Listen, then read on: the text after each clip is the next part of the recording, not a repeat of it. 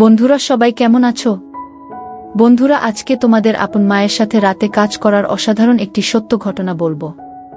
গল্পটি শেষ পর্যন্ত শুনলে তোমরা বাধ্য হবে হাতের কাজ করতে।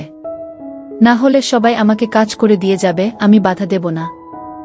বাবা মারা যাওয়ার পর মা চলে এসেছিল আমার সঙ্গে থাকার জন্য। আমরা একটি ছোট দুখানা ঘরের বাড়ি ভাড়া করে থাকতাম। মার তখন কতই বা বয়স, ৪৫ হবে। আমার দাদা কলকাতায় চাকরি করে, আর বোন সেখানেই পড়াশোনা করে। আমার পড়াশোনায় সুবিধে হবে বাড়িতে কেউ রান্না বান্না করে দিলে, তাই মা আমার সঙ্গেই থাকা মনস্থ করেছিল। মার তখন ভরা জোয়ার, গায়ের রং ফর্সা, এমনিতে ছোটখাটো, তবে সুন্দর করে সাজলে লিপস্টিক লাগালে লোকজন ঘুরে তাকানোর মতো চেহারা। বিশেষ করে স্নান করে বেরিয়ে আসার সময় যখন চুল ঝাঁট, তখন দারুণ লাগত। মায়ের দিকে তাকিয়ে আমার চোখ থমকে যেত। চোখ সরিয়ে নিতাম মা কিছু বোঝার আগে। মা এমনিতে পড়তে ভালোবাসে, দিল্লির গরমে তো বটেই। আর শাড়ির মধ্য দিয়ে যখন মায়ের উঁচু হয়ে ওঠা দেখতে পেতাম, তখন আমার ভেতরটা ধক করে উঠত। স্লিভলেস হলেও খুব একটা ডিপ কাট নয়, আর ঢাকা থাকত, শুধু দিকে অনেকটা অংশ খোলা আর নিচে অনেকখানি অংশ দেখা যেত। দিল্লির বাড়িতে শোবার ঘরে মাই শুত, আমি বাইরের ঘরে একটা চৌকিতে শুতাম। মাকে ওইরকম দেখার পর আমার ফুলে উঠত। বাইরের ঘরে প্রাইভেসি ছিল না বলে তখন বাথরুমে চলে যেতাম, বার করে তারপর শান্তি চোখ বুজে মাকে ভাবার চেষ্টা করতাম। বাইরে থেকে দেখে যতটুকু কল্পনা করা যায়, ও দুটো দেখতে কেমন, সেগুলোর রং কেমন, এই সব। তারপর ভাবতাম নিচের দিকটা কেমন, ওখানে ঘন ঘাস পাতার মধ্যে মায়ের কথা ভাবতে ভাবতেই আমার বের হয়ে যেত। কিন্তু বাইরে আসার পর আবার যখন মাকে দেখতাম, তখন আবার ফুলে উঠত আমার। সব সময় দাঁড়িয়ে থাকত আমার চোখের সামনে ঘুরত মায়ের ছবি। আমি সুমনা, দীপুর মা। দীপুর পড়াশোনার সুবিধে হবে বলে আমি ওর সঙ্গে দিল্লিতে থাকি। শুধু সেই জন্য নয়, দীপুকে আমার অন্য একটি কারণে পছন্দ। সে ওর দাদার মতো মোটা থলথলে নয়, বেশ ফিট চেহারা, ব্যায়াম করে, এক্সারসাইজ করে, কোকটা লোম। ২১ বছরের দীপুকে দেখে আমার মনে হতো একজন সত্যিকারের পুরুষ মানুষ দেখছি। আরেকটা কারণ হলো ও অনেক বেশি হাসি খুশি, আমার সঙ্গে ফ্রি।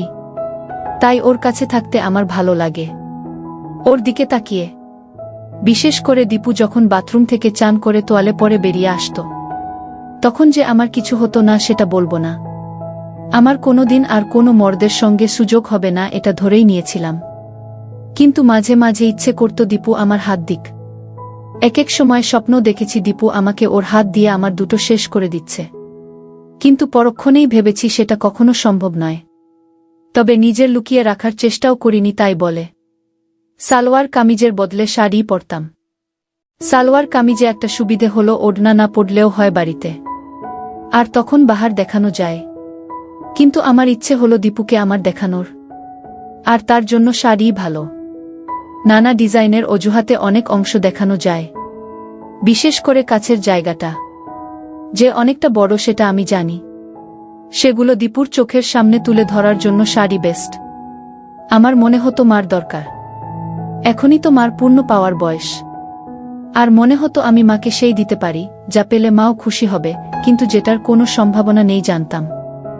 একটাই সম্ভাবনা ছিল যে যদি মার মনেও একটু উসখুস থাকে, তাহলে একটু সাহস করে কিছু করলে হয়তো সাড়া দিতে পারে। এই কথা ভাবার পর আমার দিনরাতের ধ্যানগান হয়ে পড়ল কিভাবে মাকে তোলা যায়। কি টোপ গিলতে পারে মা? মাকে দেখে মনে হতো মারও নিশ্চয়ই মন আনচান করছে, কিন্তু কিছু বলতে পারছে না। আমি প্রায় ভিডিও দেখি, গল্প পড়ি, সেখানে মার সঙ্গে ছেলের সম্পর্ক নিয়ে অনেক কথা থাকে। ছবি ভিডিও তো আছেই, কিন্তু কি করে ওই অবস্থায় পৌঁছাবো সেটার কুল কিনারা পাচ্ছিলাম না। একবার মনে হলো রাত্রিরে মা শোবার ঘর থেকে রান্নাঘরে যায় জল আনতে বা পরের দিনের রান্নার জিনিস গোছাতে। আমি ভাবলাম ওই সময়ে যদি আমি বাইরের ঘরে শুয়ে হয়ে শুরু করি তাহলে কি হবে, কিন্তু অনেকবার ভেবে ওটা বাতিল করলাম। মা যদি উল্টো রেগে যায়, আমি যে স্বপ্নে বিভোর হয়ে থাকতাম সেটা হলো মা আমার সামনে নিজেকে ধরছে আর চাইছে আমি মার সঙ্গে। কল্পনা করতাম মা আমার সামনে একদিন রাতে এসে দাঁড়াবে, বিয়ের সাজের বুয়ের মতো, তার একটা একটা করে আমাকে দেখতে দেবে, যেন মা নিজেকে প্রেজেন্ট করছে, সবাই যেমন করে ক্লায়েন্টের সামনে। কিন্তু আমাদের সম্পর্ক ঠিক বাবু আর ওদের মতো হবে না। হবে প্রেমের, ভালোবাসার। মার মুখে চোখে লজ্জা থাকবে, প্রেম নিবেদনার গরম ভয় শরম সবকিছু মেশানো থাকবে। আর তারপর মা দেখাবে, টেনে ধরে দেখিয়ে দেবে। আমার স্বপ্নে আমি তখন উঠে মার হাত ধরে আমার উপর রাখব। এই সব ভাবি আর দীর্ঘশ্বাস ফেলি। প্রশ্নটা হলো কিভাবে মাকে দেখাব? কোন অজুহাতে? একবার দেখলেই আন্দাজ করতে পারব মার মনে কোনো সুপ্ত ইচ্ছে আছে কিনা। একবার ভাবলাম আমি যদি কোনো ভাবে মাকে ভিডিও দেখাতে পারি, ছবি বা ভিডিও, তাহলে হয়তো ওইদিকে মন যাবে ভাববে। কিন্তু সেটারই বা সুযোগ কোথায়? তখন ভাবলাম আরেকটু সাধারণ ব্যাপার থেকে শুরু করা যাক। একেবারে ভিডিওতে না গিয়ে যদি গোছের কিছু দেখাই, তাহলে মা কিছু টের পাবে না। আর আজকাল তো সেগুলোর কোনো অভাব নেই। প্রথমে একটু দাম দিয়ে হলেও ফ্যাশন ম্যাগাজিন রাখতে শুরু করলাম, যাতে কম মহিলার ছবি দেখে মায়ের মনে সুপ্ত বাসনা জেগে ওঠে। বিভিন্ন ডিজাইনের পাতাগুলো যে মা দেখছে সেটা লক্ষ্য করেছিলাম। একদিন সেরকম একটি ছবির দিকে তাকিয়ে থাকার সময় আমি বললাম, এই রকম একটা বানিয়ে নাও না তুমি। কথাটা শুনে অবাক হয়ে তাকিয়েছিল মা। এই প্রথম আমার মুখে কথা শুনে। আমি বললাম, তোমাকে ভালো দেখাবে। ছবিটা কাছে টেনে নিয়ে দেখলাম ছবি, কিন্তু অংশটা বেশ কিছু কাটা, আর দিকটাও লোকাট। আমি বললাম, তোমার পড়তে ইচ্ছে করছে। দীপু ওই ম্যাগাজিনগুলো আনতে শুরু করায় আমি খুব খুশি হয়েছিলাম।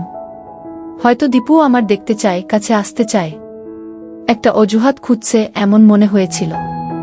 আমি দীপুর সামনে বসেই পাতাগুলো ওল্টাতাম যাতে ওর নজরে পড়ে। এই ছবিটা আমি অনেকক্ষণ ধরে দেখছিলাম, তাই সে কাছে এসে বলেছিল, এরকম পড়তে চাই কিনা। দীপুর কথা শুনে মনে হয়েছিল দীপুকে আমার দিকে টানার চেষ্টা করব, ওকে তুলব। মা ছেলের মধ্যে সম্পর্কের সংস্কারটা একটা দূরত্ব আনবে ঠিকই, কিন্তু যদি ঠিক ঠিক কাজ করে যাই, তাহলে হয়তো সে আমাকে মা নয়, একজন মহিলা হিসেবে ভাবতে পারে। মহিলাও না, আমি সেই মুহূর্তে চাইছিলাম দীপু আমাকে একজন নষ্ট মেয়ে ভাবুক, যাতে তার মনে কথা জড়ো হয়। এই সব ভেবে আমার শক্ত হয়ে যেত, আর ভাবতাম কখন সেখানে দীপুর আঙুলের পাব। মা আমতা আমতা করে বলল, জাহি কি বলছিস, লোকে কি বলবে? আমি বললাম, কেন, লোকে বলার কি আছে? তোমার কি এমন বয়স? দেখো, এরকম ভালো লাগবে। কথাটা শুনে মা লজ্জা পেল, মুখ লাল হয়ে গিয়েছিল এক মুহূর্তের জন্য, ধ্যাত বলে ছেড়ে দিয়েছিল। কিন্তু আমি ছাড়িনি। আমি বললাম, তোমাকে বানিয়ে দেব, ওটা হবে আমার গিফট। তারপর বললাম, চলো ওরকম একটা শাড়ি কিনে আনি। মা বলল, ও বাবা, আমি ট্রান্সপারেন্ট শাড়ি পরে বেরোতে পারবো না।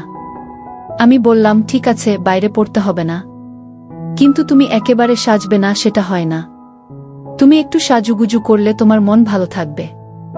এতে লাভ হয়েছিল।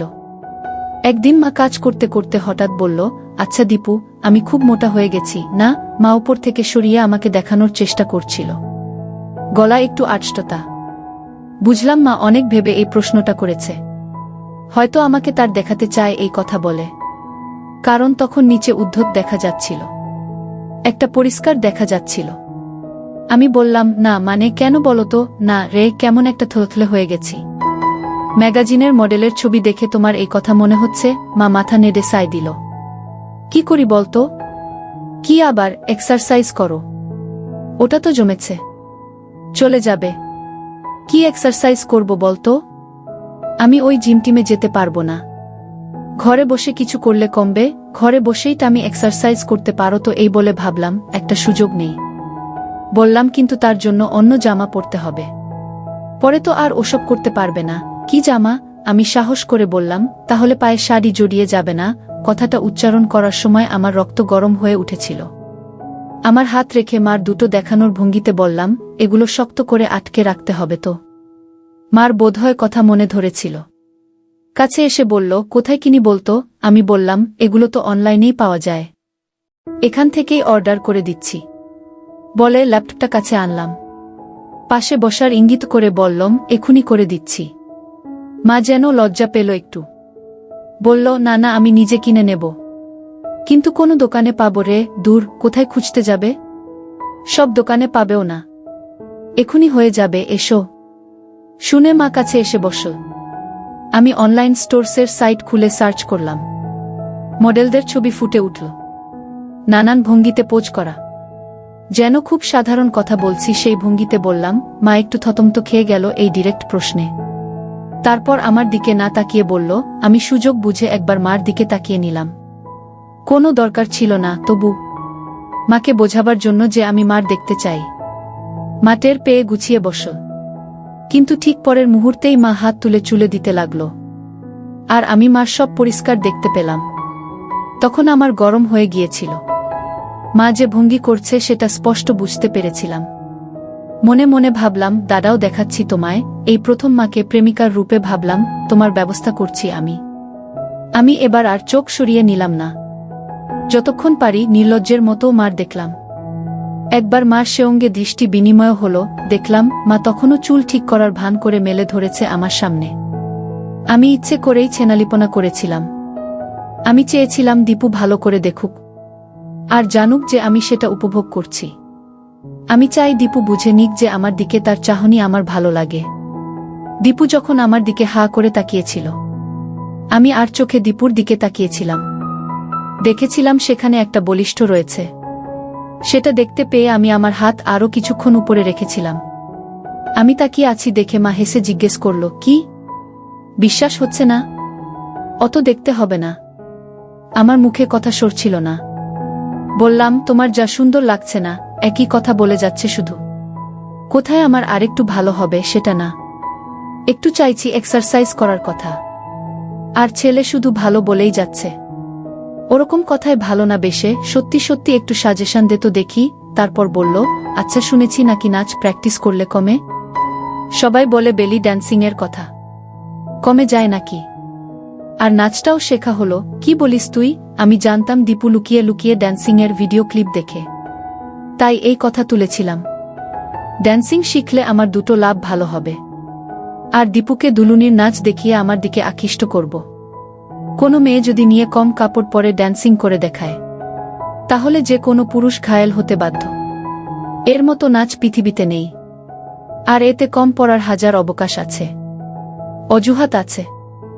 এমনকি আমি তো কল্পনাও করেছি এক সময় ড্যান্সিং এর নাচ দেখাতে দেখাতে দীপুর সামনে একটা একটা করে করে দেখাবো, একসেট হয়ে নাচব। তখন কি আর আমাকে ছাড়া ওর আর কোনো গতান্তর থাকবে? আমি তো মনে মনে কস্টিউমগুলোও ভেবে রেখেছি। পায়ের দিকটা স্লিট করা থাকবে যাতে দেখা যায়, আর দিকটা যত হয় তত ভালো। আমার কত দিনের ইচ্ছে একের পর এক দীপুর সামনে নিজেকে দিই। কেমন মনে হয় এটা হলেই আমি ধন্য হব। আমার তখন শুধু একটা ধ্যানগান, কিভাবে দীপুর সামনে হব। আর দীপু আমাকে ইচ্ছে মতো ওর শক্তসমর্থ কাছে আত্মসমর্পণ করাটাই আমার হয়ে দাঁড়িয়েছিল তখন। কিন্তু তার আগে ওকে একটু তাতিয়ে তুলতে চাই, যাতে আমি যখন ওর সামনে নিজেকে ধরব সে যেন ঠিকমতো রেসপন্ড করে। এ দেখি মেঘনা চাইতে জল। আমি কোথায় মাকে ড্যান্সারের রূপে ভেবে মারি, আর এদিকে মা নিজেই প্রস্তাব দিচ্ছে ড্যান্সিং করবে। না, মার তাড়না এবার টের পাচ্ছি। কিন্তু আমিও এত সহজে কাবু হব না। ব্যাপারটাকে আরও এগিয়ে নিয়ে যাওয়া যায় কি না দেখা যাক, আমি ভাবলাম। বললাম, এটা তো খুব ভালো আইডিয়া। আমিও শুনেছি, কিন্তু কোথায় শিখবে? এই কাছেই একজন শেখায়। আমি কথা বলেছি, আমার একটা কিছু শেখা হবে, এক্সারসাইজও হবে। কিন্তু এত ভাবছ কেন? আরে তোর দাদাবোন তো শুনেই রেগে যাবে, মা ড্যান্সিং করছে। আর চারপাশের লোকজন আছে না, একটু ওই নাচ কি না।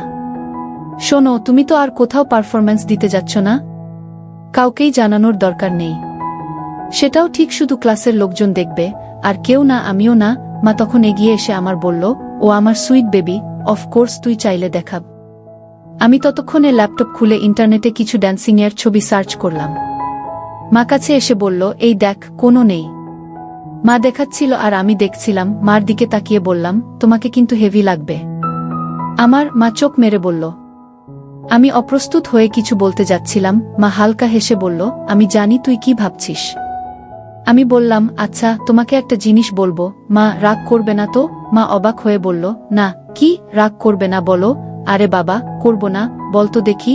তুমি এখন থেকে প্লিজ ইউজ করো না তোমার হাতের নিচে, শয়তান ছেলে বললেই হলো। কেন? মায়ের মুখে কথাটা শুনে আমার আরো শক্ত হয়ে উঠেছিল। বললাম, তুমি কাটবে না, আমি হেয়ার রিমুভার এনে দেব। দেখো, ড্যান্সিং করবে, আর ওরকম খড়খড়ে না। না। এবার মা হালকা হাসল। বলল, একজনের দেখছি আমার নিয়ে রিসার্চ করা হয়ে গেছে। এত নজর ছেলের? কোনো ফাঁকে দেখিস রে এত? আমি বললাম, আবার কিসের? মা তখন আলতো করে কপট রাগ দেখিয়ে গালে চড় মারল। আমি তোর মা না? মার দিকে কুনজর দিতে হয়, কোথায় কুনজর দিলাম? আমি মজা করার চেষ্টা করলাম, শুধু নজর দিয়েছি, ব্যাস। তারপর বললাম, রাগ করলে? আমি জানতাম মা ইচ্ছে করেই করছে, তবু ভান করলাম কিছু জানি না। না রে বাবা, আমাকে দেখার লোক বলতে তো একমাত্র তুই আছিস। কিন্তু আমি ওসব ইউজ করব না যদি না তুই কিনে দিস।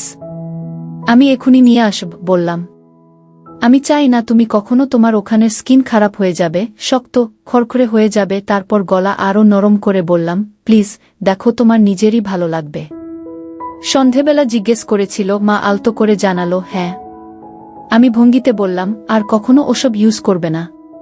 তোমার নিজের ভালো লাগছে না? তারপর বললাম, একটু জ্বালা করছে তাই না? মা যখন বলল, হ্যাঁ করছে, তখন মার কাছে গিয়ে হাতে একটু হাত দিয়ে বললাম, ওই একটু সহ্য করো, ব্যাস। আমার তখন খুব ইচ্ছে করছিল তুলে দীপুর সামনে দাঁড়াই, ও দেখুক, কাছে আসুক, কিন্তু লজ্জা পেয়ে পারিনি। কারণ জানতাম আরও সুযোগ আসবে। এও জানতাম যে দীপু এখন আমাকে শিকার করার ধান্দায় আছে, আর আমি শিকারীর কাছে এত সহজে ধরা দেব না ঠিক করেছিলাম। যত উঠতে পারি তত শিকারের খেলা জমবে। আমি চাইছিলাম ওর আরেকটু কষ্ট পাক, যাতে আমাকে ছাড়া আর কিছু ভাবতে না পারে। এরপর একদিন মা ড্রেসিং টেবিলের সামনে বসে চুল আঁচড়াচ্ছিল। আমি পেছন থেকে মার কাঁধে হাত রেখে বললাম, চলো তোমার চুলের স্টাইল বদলাই, একটু অন্যরকম করে কাটিয়ে এসো, আর একটু ডাইও করিয়ে নাও, কয়েকটা জায়গা শুধু, ভালো লাগবে। আর এই নাও তোমার জন্য একটা লিপস্টিক এনেছি, বলে মায়ের ফেভারিট রঙের একটা লিপস্টিক হাতে তুলে দিলাম। দেখলাম মা খুশি হয়েছে। সেদিনই গিয়ে চুল কাটিয়ে স্ট্রেট করিয়েছে। ঘরে ঢুকতেই আমি বললাম, দেখেছ কি সুন্দর লাগছে? বলেছিলাম না? শুনে মা লজ্জা পেল। বলল, সত্যি? আমি কাছে গিয়ে বললাম, আমি এমনি এমনি বলছি নাকি? কতজন তোমার দিকে তাকিয়েছিল রাস্তায় বলো তো? মা আমার কথা শুনে আরও লজ্জা পেয়ে ভেতরে চলে গিয়েছিল। কয়েক মাস পরের কথা। মা রেগুলার ড্যান্সিং ক্লাসে যায়। একদিন বলল, আমি একটা হিন্দি গানের সঙ্গে নাচ শিখেছি, ঠিক ড্যান্সিং না, তবে ওই রকম, তোকে দেখাবো। অফকোর্স। আমি তো এক পায়ে খাড়া। বললাম, কস্টিউম কোথায় পেলে? না রে, ওগুলো পরে কিন, খুব দাম। এই নাচটা করব। দাঁড়া, হিল জুতো পরে আসি। মা, তুমি হিল জুতো পরছো আজকাল? বাহ! হিল জুতা পরে নাচতে গিয়ে মা পড়ে যেতে গেল। আমি তাড়াতাড়ি মাকে গিয়ে ধরল। মা অঙ্গতা বসত, আমার হাত লেগে গেল, সাথে সাথে আমার শক্ত হয়ে গেল। কিন্তু কি? মা কিছু বলছে না কেন? তার মানে কি মাও রাজি?